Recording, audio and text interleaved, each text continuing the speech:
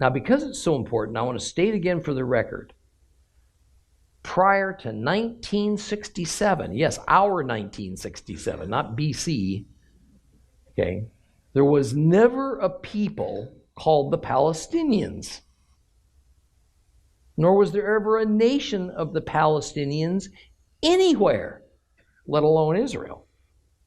The Palestinians are simply expatriates of various Arab nations who came to Israel after Israel was reborn, as most of them, after Israel was reborn as a nation in 1948, to find work.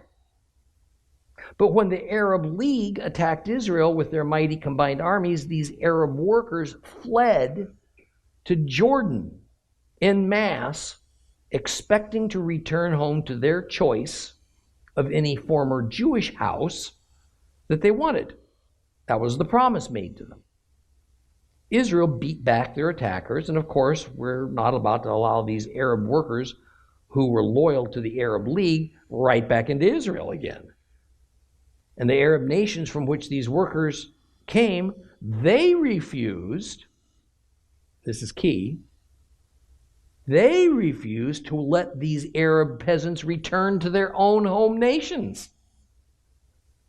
So now they're what? Refugees. Pretty dirty trick, huh? The strategy was to use these displaced Arabs as pawns to achieve the Arab League's political demands that Israel be turned over to the Arabs and rid of Jews. Suddenly, these so-called Palestinians are overnight an ancient people group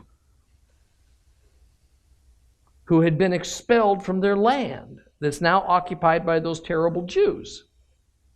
And the Jews are bad guys. The media is complicit in this great lie.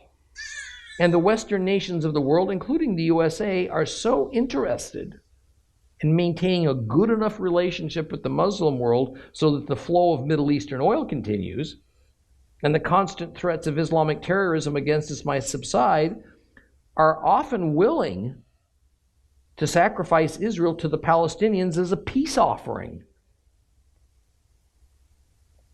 The main difference in how this matter was handled between the time of the judges and now is Jephthah told the king of Ammon his demand was ludicrous. In fact, the king was a liar. Israel wasn't going to give up 1 square inch of Gilead to make peace. Today, most leaders of Israel are simply spineless politicians. Yes, I said of Israel.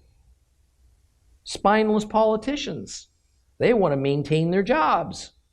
They want to be appreciated and accepted by the West. So they see only compromise and appeasement as the correct path.